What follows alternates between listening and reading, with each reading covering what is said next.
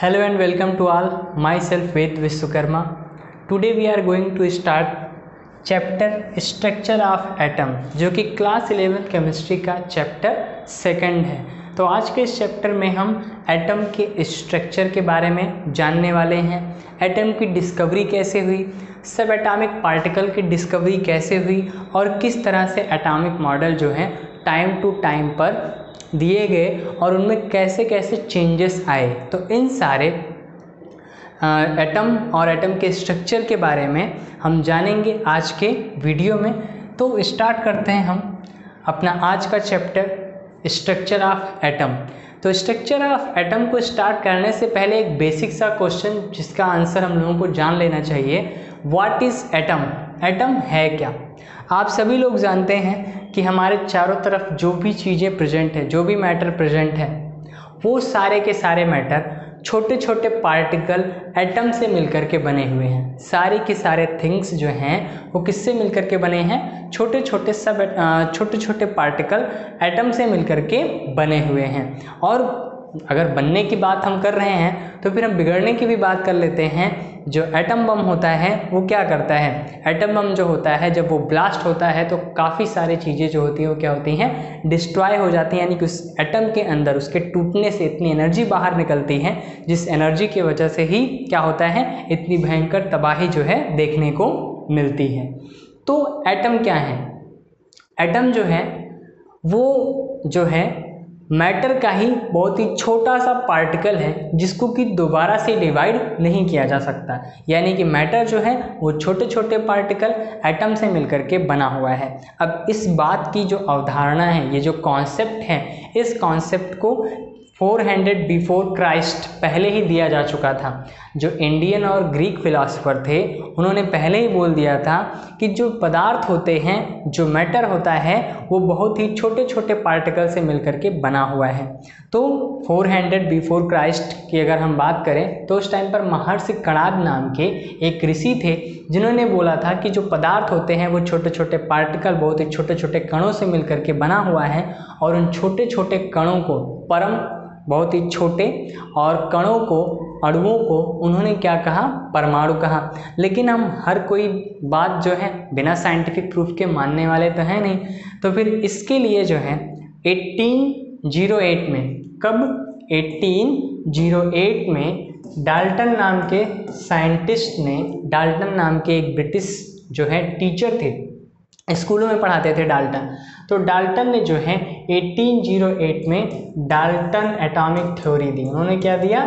Dalton atomic theory दी। और उन्होंने ये बताया कि जो मैटर है वो छोटे छोटे पार्टिकल से मिलकर के बना हुआ है और उन पार्टिकल को ही क्या कहा जाता है? उन पार्टिकल को ही एटम कहा जाता है।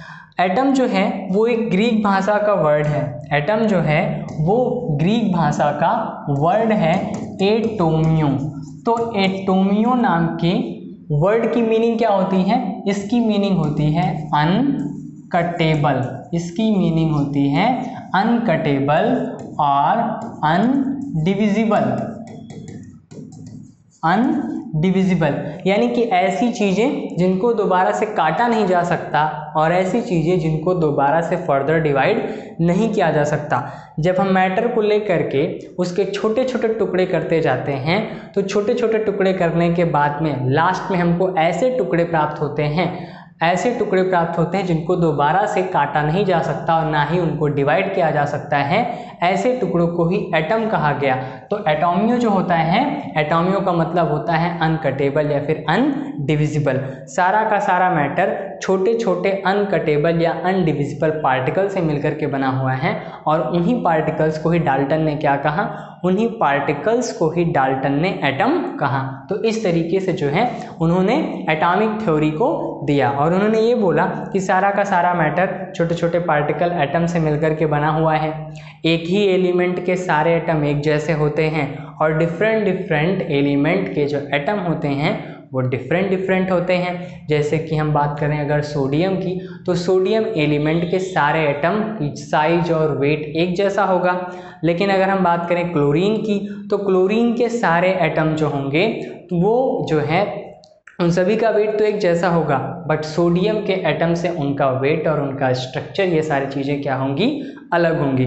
तो सेम एलिमेंट अगर है तो उसके एटम एक ही जैसे होंगे, और अगर दो डिफरेंट एलिमेंट ले रहे हैं तो उनके एटम जो है डिफरेंट डिफरेंट होंगे। ये एटम आपस में कंबाइन होकर के क्या बनाते हैं, ये एटम आपस में कंबाइन होकर के मॉलिक्यूल बनाते हैं। और इसी बेसिस पर डाल्टन ने जो है एटॉमिक थ्योरी की ही बेसिस पर कई सारे केमिकल कॉम्बिनेशन के लॉ को जो है प्रूफ किया। केमिकल कॉम्बिनेशन के जो लॉ हैं उनको प्रूफ किया था डाल्टन ने अपनी एटॉमिक थ्योरी से, कि जब एटम पार्टिसिपेट करते हैं किसी रिएक्शन में तो एक एटम बिना किसी रीज़न के किसी दूसरे एटम में चेंज नहीं हो सकता, यानी कि एटम बिना चेंज हुए ही रिएक्शन में पार्टिसिपेट करते हैं और डिफरेंट डिफरेंट रेशियो में जो है कंबाइन होकर के मॉलिक्यूल का और प्रोडक्ट का फॉर्मेशन करते हैं। तो हम लोगों को आंसर मिल गया होगा कि एटम क्या है। ये सारे जो पदार्थ हम लोग के चारों तरफ हैं वो सभी छोटे छोटे पार्टिकल एटम से मिलकर के बने हुए हैं। Atom are basic building blocks of ordinary matter. हम लोगों के चारों तरफ ये जो साधारण से पदार्थ जो हम लोगों को दिखाई पड़ते हैं वास्तव में वो काफ़ी सारे कॉम्प्लेक्स छोटे छोटे पार्टिकल से मिलकर के बने हैं जिनको एटम कहा जाता है। तो एटम जो होते हैं किसी भी मैटर के बेसिक बिल्डिंग ब्लॉक हैं, यानी कि मैटर जो है वो एटम से मिलकर के बना हुआ है। Atom can join together. Atom जो होता है एक एटम दूसरे एटम से जो है जुड़ करके बनाता है मॉलिक्यूल, और which in turn form most of the object around you. यानी कि हम लोगों के चारों तरफ ये सारे जो ऑब्जेक्ट्स हम लोग को दिखाई पड़ते हैं, चाहे वो स्टाइलस हो या फिर ये बोर्ड हो या फिर इंक हो जिससे हम लोग लिखते हैं, पेन पेंसिल किताबें, सारी चीज़ें जो भी ऑब्जेक्ट्स हम सभी के चारों तरफ हैं, इवन द वे हम लोग भी किसके बने हैं, हम लोग भी एटम के बने हुए हैं। कई सारे एटम एक साथ जुड़ करके मॉलिक्यूल बनाते हैं और कई सारे मॉलिक्यूल इकट्ठा होकर के क्या बनाते हैं, ऑब्जेक्ट बनाते हैं जो कि हम लोगों के चारों तरफ प्रेजेंट है। यहाँ पर आप देख सकते हैं एक एटम को दिखाया गया है। एटम जो होता है वो भी छोटे छोटे पार्टिकल, सब एटॉमिक पार्टिकल से मिलकर के बना होता है। यानी कि एटम के अंदर इलेक्ट्रॉन, प्रोटॉन और न्यूट्रॉन होते हैं। न्यूट्रॉन और प्रोटॉन सेंटर में होते हैं, न्यूक्लियस बनाते हैं और इलेक्ट्रॉन उसके चारों तरफ चक्कर काटते रहते हैं। बिल्कुल सेम इसी तरह से न्यूक्लियस के चारों तरफ इलेक्ट्रॉन जो होते हैं वो चक्कर काटते रहते हैं और इस तरीके से एक एटम का स्ट्रक्चर होता है। अब इस एटम के अंदर कई सारे क्या हैं, कई सारे सब एटॉमिक पार्टिकल हैं, इलेक्ट्रॉन, प्रोटॉन और न्यूट्रॉन। तो डाल्टन की थ्योरी में उन्होंने बोला कि मैटर बहुत ही छोटे छोटे अनडिविजिबल पार्टिकल एटम से मिलकर के बना होता है, बट आगे के एक्सपेरिमेंट में जब इलेक्ट्रॉन, प्रोटॉन और न्यूट्रॉन की खोज हुई तब फिर डाल्टन की थ्योरी अब एक्सप्लेन करने में, केमिकल रिएक्शन किस तरीके से होते हैं इनको एक्सप्लेन करने में जो है वो अनेबल हो गई। अब फिर जो है इन केमिकल कॉम्बिनेशन के लॉ को प्रूव करने के लिए हमें जो है अब अलग किसी तरीके से उसको जो है प्रूफ करना होगा कि किस तरीके से केमिकल रिएक्शन होते हैं। और बाकी जो फिनोमिना है जो कि इलेक्ट्रॉन, प्रोटॉन और न्यूट्रॉन के वजह से उस एटम के अंदर या फिर उस मैटर के अंदर प्रेजेंट हैं, उन सभी को एक्सप्लेन करने के लिए अब हमें डाल्टन की एटॉमिक थ्योरी से अलग किसी थ्योरी की ज़रूरत पड़ेगी, उससे जो है इम्प्रूव्ड थ्योरी की ज़रूरत पड़ेगी। तो सबसे पहले देखते हैं कि एटम के बारे में जानने के बाद अब हम बात करते हैं सब एटॉमिक पार्टिकल की। तो सब एटॉमिक पार्टिकल इलेक्ट्रॉन, प्रोटॉन और न्यूट्रॉन, इन सभी की डिस्कवरी डाल्टन की थ्योरी के बाद में हुई। अब इलेक्ट्रॉन, प्रोटॉन और न्यूट्रॉन के आ जाने की वजह से एटम के अंदर चार्ज का भी नेचर आ गया। अब चार्ज का नेचर है, प्रेजेंट है इलेक्ट्रॉन, प्रोटॉन और न्यूट्रॉन की वजह से। तो अब इन सारे फिनोमिना को कैसे एक्सप्लेन किया जाए और किस तरीके से इन सब एटॉमिक पार्टिकल इलेक्ट्रॉन, प्रोटॉन और न्यूट्रॉन इन सभी की डिस्कवरी हुई। तो देखते हैं हम लोग डिस्कवरी ऑफ सब एटॉमिक पार्टिकल, कि सब एटॉमिक पार्टिकल की डिस्कवरी कैसे हुई। आप सभी लोग एक कॉमन से फिनोमिना के बारे में जानते हैं कि जब बरसात का टाइम होता है तो बरसात के टाइम पर जब बादलों और ज़मीन के बीच में काफ़ी ज़्यादा पोटेंशियल डिफरेंस होता है तो उस पोटेंशियल डिफरेंस की वजह से इलेक्ट्रिक स्पार्क आप लोगों ने देखा होगा, बिजली को चमकते हुए आप लोगों ने देखा होगा। आखिरकार ये बिजली क्यों चमकती है, उस बादल के अंदर कहाँ से ये इलेक्ट्रिसिटी का नेचर आया। अब इन सारे फिनोमिना को एक्सप्लेन कैसे किया जाए, तो अब इन सारी बातों के लिए ही जो है यहीं से एक बेसिक सा आइडिया मिला कि क्या मैटर के अंदर भी चार्ज प्रेजेंट है। अगर चार्ज जो है वो पार्टिकल नेचर रखता है, चार्ज अगर पार्टिकल नेचर रखता है तो पार्टिकल भी क्या है, चार्ज नेचर रखेगा। अब इस तरीके से जो है देखा ये गया कि जो सब एटॉमिक पार्टिकल इलेक्ट्रॉन, प्रोटॉन और न्यूट्रॉन की डिस्कवरी थी वो इस तरीके से हुई थी। इलेक्ट्रिकल डिस्चार्ज, गैसों के अंदर इलेक्ट्रिकल डिस्चार्ज को करा करके ही इलेक्ट्रॉन, प्रोटॉन और न्यूट्रॉन इन सभी की डिस्कवरी हुई। तो एन इनसाइट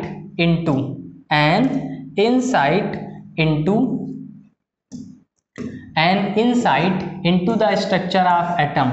एटम के स्ट्रक्चर को जानने के लिए हमें कहाँ से पता लगा, हम लोगों ने जो है इलेक्ट्रिक डिस्चार्ज कराया गैसों के अंदर, यानी कि डिफरेंट गैसों को ले करके उसके अंदर इलेक्ट्रिकल डिस्चार्ज कराया गया और उसी इलेक्ट्रिकल डिस्चार्ज के थ्रू ही किसकी खोज हुई, इलेक्ट्रॉन, प्रोटॉन और न्यूट्रॉन जैसे सब एटॉमिक पार्टिकल की खोज हुई।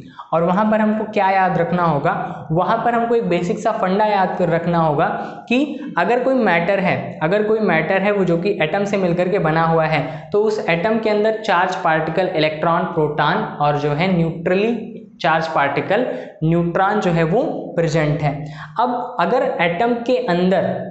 एटम के पास में चार्ज है, तो अगर चार्ज होगा तो सेम चार्ज क्या करेंगे, एक दूसरे को क्या करेंगे, सेम चार्ज एक दूसरे को रिपेल करेंगे। जैसे प्लस और प्लस क्या करेंगे, ये एक दूसरे से दूर भागने की कोशिश करेंगे।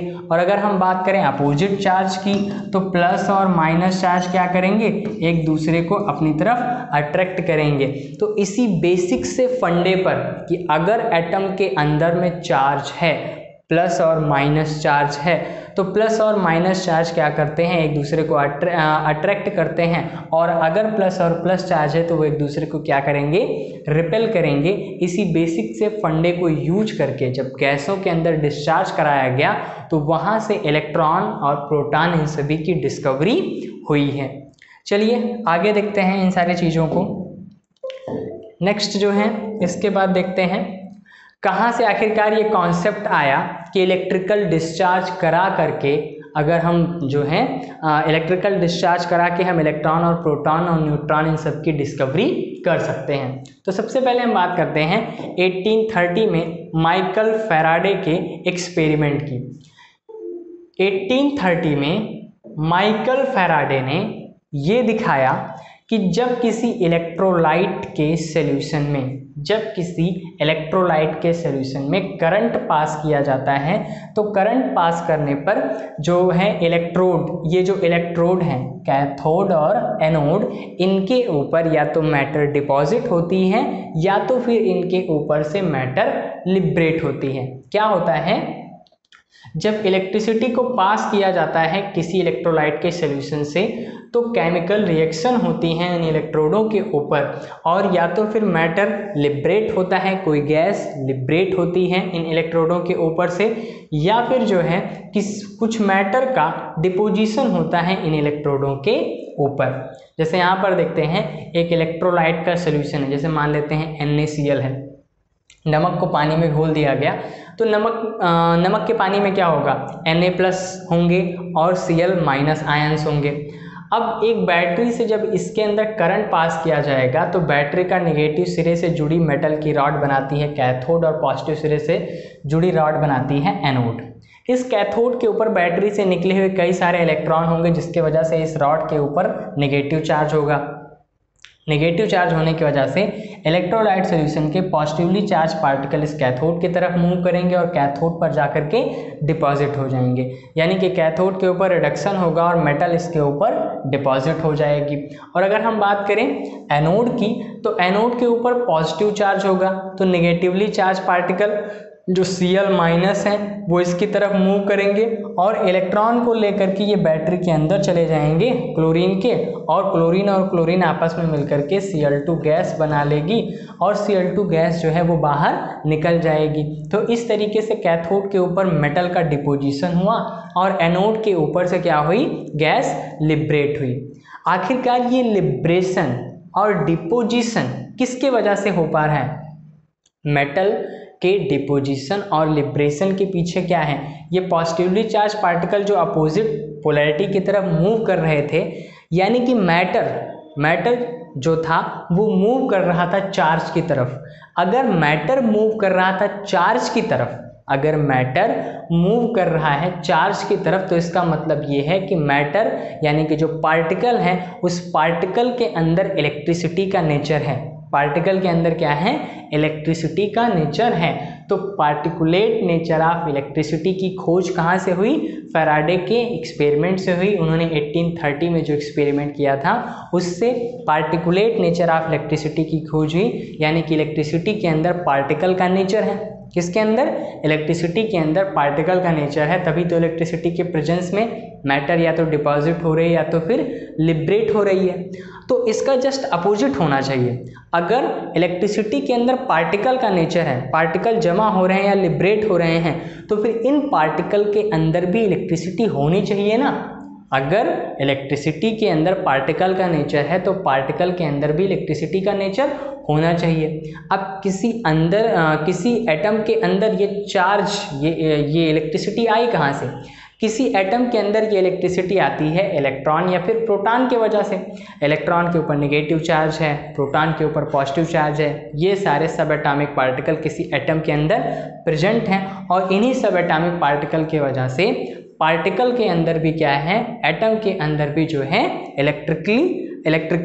इलेक्ट्रिसिटी का नेचर है।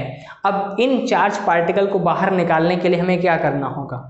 एटम के अंदर जो पॉजिटिव और नेगेटिव चार्ज इलेक्ट्रॉन और प्रोटॉन के अंदर हैं, इनको निकालने के लिए भी हमको चार्ज का यूज करना होगा। बहुत ही हाई वोल्टेज का अपोजिट चार्ज अप्लाई करना होगा। तो बहुत ही हाई वोल्टेज के अपोजिट चार्ज को अप्लाई करने पर ही ये इलेक्ट्रॉन या फिर प्रोटॉन अगर बाहर निकल सकते हैं तो फिर ये बाहर निकलेंगे। तो इसी फैराडे के कॉन्सेप्ट के अपोजिट का यूज करके ही जो है एटम के अंदर से इलेक्ट्रॉनों को बाहर निकाला गया सबसे पहले। और सबसे पहले किसकी डिस्कवरी हुई? सबसे पहले जो डिस्कवरी हुई है वो सब एटॉमिक पार्टिकल इलेक्ट्रॉन की डिस्कवरी हुई है। तो फैराडे के एक्सपेरिमेंट से हमको क्या पता चला? पार्टिकुलेट नेचर ऑफ इलेक्ट्रिसिटी का पता चला कि इलेक्ट्रिसिटी के अंदर पार्टिकल का नेचर है। तो अब पार्टिकल के अंदर हमें क्या खोजना है? पार्टिकल के अंदर हमको इलेक्ट्रिसिटी को खोजना है। यानी कि अगर सेम चार्ज को हम अप्लाई करते हैं, अगर किसी एटम के अंदर कोई चार्ज प्रेजेंट है और हम सेम चार्ज को अप्लाई करेंगे तो वो उससे दूर भागेगा, और अगर हम अपोजिट चार्ज अप्लाई करेंगे तो वो उसकी तरफ अट्रैक्ट होगा। तो सबसे पहला जो एक्सपेरिमेंट हुआ था फैराडे के एक्सपेरिमेंट के बाद में 1815 में फैराडे ने ही अपने एक्सपेरिमेंट को और आगे जो है कंटिन्यू किया। और उन्होंने, जैसे कि नेचर में होता है, बादलों में इलेक्ट्रिक डिस्चार्ज होता है, स्पार्क जनरेट होता है और जो है करंट दिखाई पड़ता है, सेम उसी तरह से उन्होंने क्या किया, उन्होंने एक ग्लास ट्यूब लिया और उस ग्लास ट्यूब के अंदर बहुत ही लो प्रेशर पर कोई गैस भर दी। फैराडे ने क्या किया, इलेक्ट्रिक डिस्चार्ज ट्यूब लिया, मतलब एक ग्लास की एक लंबी सी ट्यूब ली और उस ट्यूब के अंदर लो प्रेशर पर गैस भर दिया, और गैस भरने के बाद में इन इलेक्ट्रोडों को बहुत ही हाई वोल्टेज के सोर्स से कनेक्ट कर दिया, और इस तरीके से उन्होंने जो है इलेक्ट्रिकल डिस्चार्ज ट्यूब बनाया और फिर एक्सपेरिमेंट को करके देखा। उन्होंने जो है 1850 में इस एक्सपेरिमेंट को किया और उन्होंने जो है कैथोड रेज उसमें से निकली। कैथोड रे एक्सपेरिमेंट में इस डिस्चार्ज ट्यूब से जब इलेक्ट्रिसिटी प्रवाहित की जाती है तो फिर कैथोड रेस निकलती हैं। उन्होंने कैथोड रेस को देखा, बट कैथोड रेस किसकी बनी होती हैं, इन सभी चीज़ों के बारे में वो पता नहीं लगा पाए। तो इसी एक्सपेरिमेंट को जे थॉमसन ने आगे कैरी किया और जे थॉमसन ने फिर लास्ट में इलेक्ट्रॉन की डिस्कवरी की। एक इंटरेस्टिंग सी बात करते हैं हम लोग कि सबसे पहले इलेक्ट्रॉन की डिस्कवरी क्यों हुई होगी। चलिए इसका आंसर अभी हम लोगों को मिल जाएगा कि सबसे पहले इलेक्ट्रॉन की डिस्कवरी क्यों हुई, प्रोटॉन की डिस्कवरी इलेक्ट्रॉन की डिस्कवरी से बाद में क्यों हुई। तो सबसे पहले हम जानते हैं कैथोड रे डिस्चार्ज ट्यूब के बारे में। जो कैथोड रे डिस्चार्ज ट्यूब है वो किसकी बनी होती है? वो बनी हुई है एक ग्लास की ट्यूब से, जिसके अंदर दो मेटल के पीस लगाए गए हैं, जिनको कि क्या बोला जाता है? जिनको बोला जाता है इलेक्ट्रोड। एक ग्लास की लंबी सी ट्यूब है जिसके अंदर दो मेटल इलेक्ट्रोड यानी कि कैथोड और एनोड ये मेटल के बने हुए हैं, इनको सील कर दिया जाता है। और सील करने के बाद क्या किया जाता है? इस ट्यूब के अंदर लो प्रेशर पर क्या भर दी जाती है? गैस भर दी जाती है, और इसको बहुत ही हाई वोल्टेज वाले सोर्स से क्या कर दिया जाता है? इलेक्ट्रिसिटी प्रवाहित की जाती है। तो electrical discharge through the gases could be observed only at very low pressure and at very high voltage। क्या देखा जाता है? मतलब डिस्चार्ज करा रहे थे एयर, जो कि इलेक्ट्रिसिटी को कंडक्ट नहीं करता। एयर किसी न किसी मैटर का बना होगा, एटम का बना होगा, ये जो है चार्ज को कैरी नहीं करता। अब ये दोनों इलेक्ट्रोड काफ़ी दूर दूर हैं एक दूसरे से, तो इन दोनों इलेक्ट्रोडों के बीच में कोई भी चार्ज जनरेट नहीं होना चाहिए, बट फिर भी बहुत हाई वोल्टेज जब सोर्स लगा देते हैं तो यहाँ से कुछ चार्ज पार्टिकल निकल करके एनोड की तरफ मूव करते हैं और हमको जो है कैथोड रेस दिखाई पड़ती हैं। यानी कि जो है गैसों के अंदर भी इलेक्ट्रिसिटी जो है वो कैरी हो सकती है। इसके अंदर कुछ ना कुछ चार्ज पार्टिकल हैं जिसकी वजह से कैथोड से कुछ रेस निकल करके एनोड की तरफ पहुंचती हैं। तो देखा क्या गया? Electrical discharge through gases, gas जो है बहुत ही लो प्रेशर पर ली गई है, और जब इन इलेक्ट्रोडों के बीच में बहुत ही हाई वोल्टेज सोर्स लगा दिया जाता है तभी कैथोड रेस प्रोड्यूस होती हैं। अब कैथोड रेस जो होती हैं वो लो वोल्टेज पर क्यों नहीं प्रोड्यूस होती और हाई प्रेशर हम गैस का क्यों नहीं लेते? इसके पीछे जो है रीज़न है। सबसे पहले इलेक्ट्रॉन की डिस्कवरी हुई।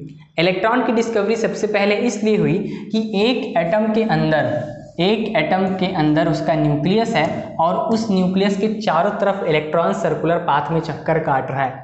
अब अगर हमें इस इलेक्ट्रॉन को बाहर निकालना है तो इस इलेक्ट्रॉन को बाहर निकालने के लिए हम बहुत ही हाई वोल्टेज का एक पॉजिटिव चार्ज का सोर्स अगर लगा देंगे तो हाई वोल्टेज का पॉजिटिव चार्ज का जो सोर्स होगा ये इलेक्ट्रॉनों को अपनी तरफ अट्रैक्ट करेगा, और इलेक्ट्रॉनों को निकाल करके अपनी तरफ अगर अट्रैक्ट कर लेगा तो ये इलेक्ट्रॉन निकल जाएंगे। एटम से इलेक्ट्रॉन को निकालना इजी था, इस वजह से सबसे पहले इलेक्ट्रॉन को ही निकाला गया। यानी कि मैटर के अंदर से हमने क्या किया? एक अपोजिट चार्ज लगा करके इलेक्ट्रॉन को पॉजिटिव चार्ज लगा करके हमने इलेक्ट्रॉन को बाहर कर लिया। ऐसा करना आसान था चूँकि इलेक्ट्रॉन ईजी निकल सकते थे, इस वजह से एटम के अंदर से सबसे पहले जो है इलेक्ट्रॉन की डिस्कवरी हुई। अब इस इलेक्ट्रॉन को बाहर निकालने के लिए हमें क्या करना होगा? इसके अंदर जो गैस है उसका प्रेशर बहुत ही लो है, और जब हाई वोल्टेज का सोर्स लगाते हैं तभी कैथोड से इलेक्ट्रॉन निकल करके एनोड की तरफ मूव करते हैं। तो एटम के अंदर ये जो इलेक्ट्रॉन्स हैं इनको बाहर निकालने के लिए क्या करना होगा? अब हम बात करें अगर W इक्वल्स वी क्यू यानी कि वर्क डन। अगर हमें किसी चार्ज पार्टिकल के ऊपर वर्क डन करना है तो हमें क्या करना होगा? जो चार्ज है उसको बहुत ही हाई वोल्टेज, वर्क डन ज़्यादा करने के लिए हमको क्या करना होगा? चार्ज को बहुत ही हाई वोल्टेज सोर्स में रखेंगे तभी उसके ऊपर काफ़ी ज़्यादा वर्क डन किया जा सकता है। यानी कि उसको मुझे बाहर निकालना है तो वर्क करना होगा, और जो वर्क है वो हम कैसे कर सकते हैं? उस चार्ज के ऊपर एक अपोजिट वोल्टेज अप्लाई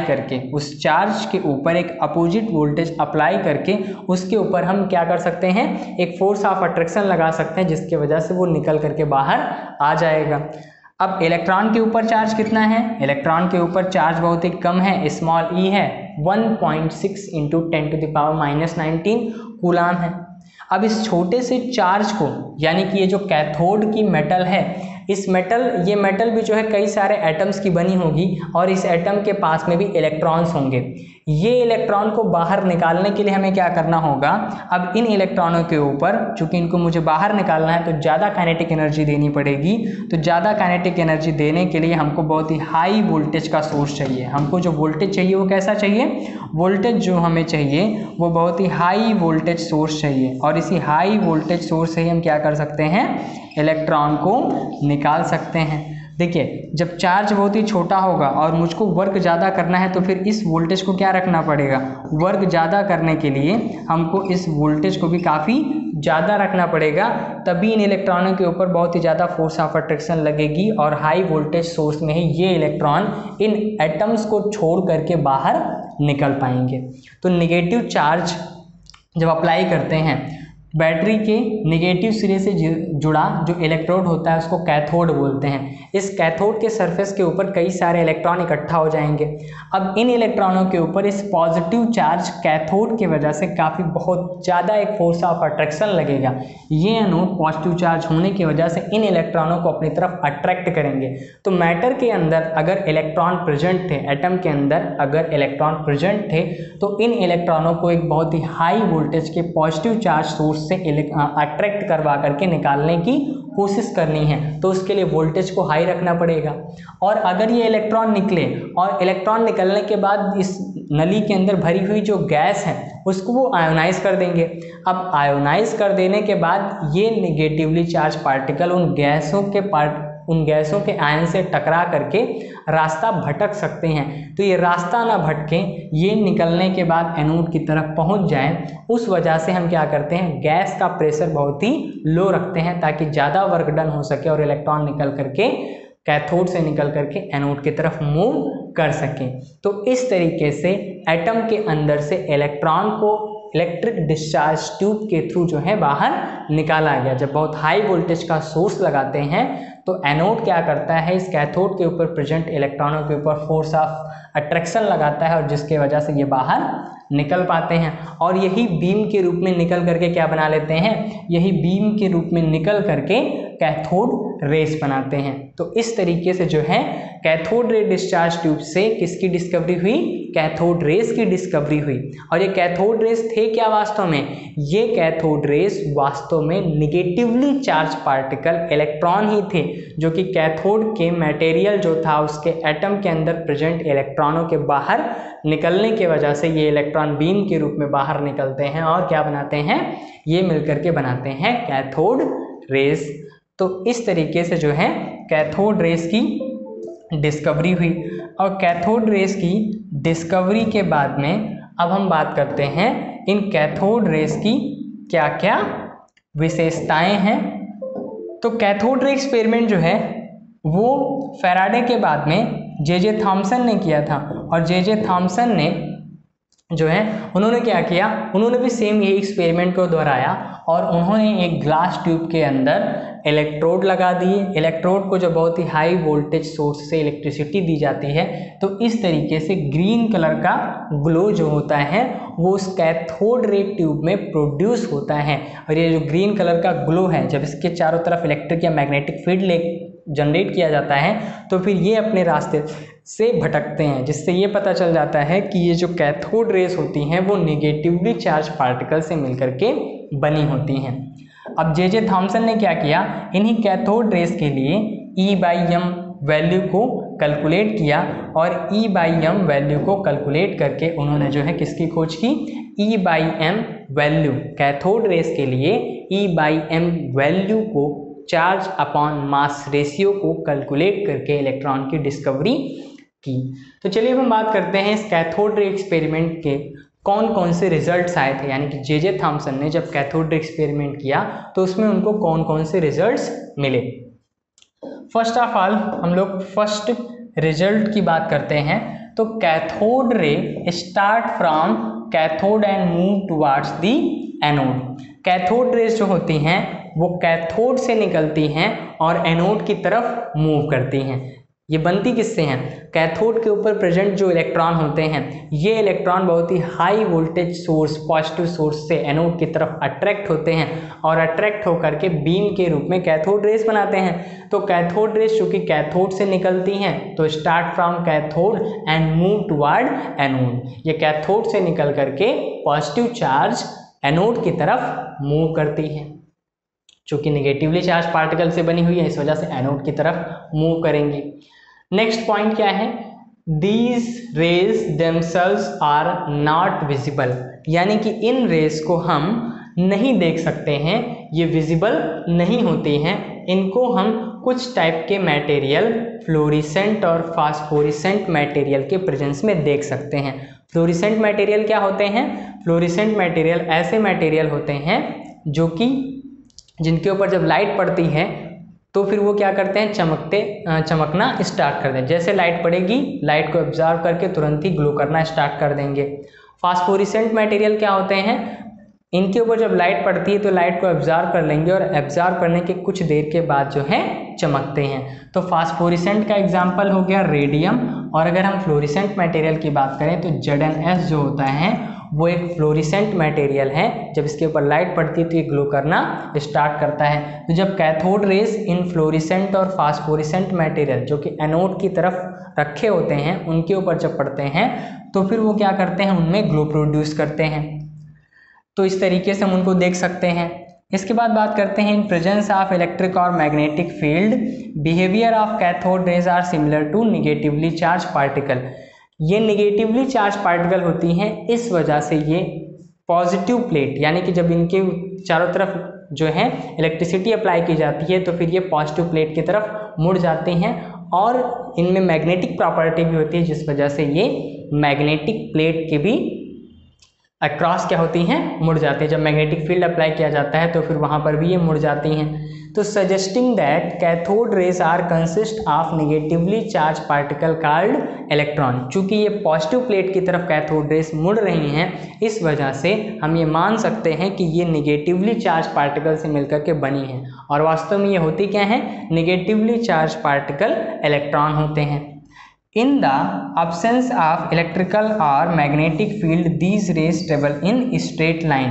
जब भी मैग्नेटिक फील्ड या इलेक्ट्रिक फील्ड नहीं होता है उस टाइम पर इनके पाथ में कोई डेविएशन नहीं होता है और ये स्ट्रेट लाइन में चलती हैं। तो लास्ट में कंक्लूजन क्या मिला जे थॉम्सन को?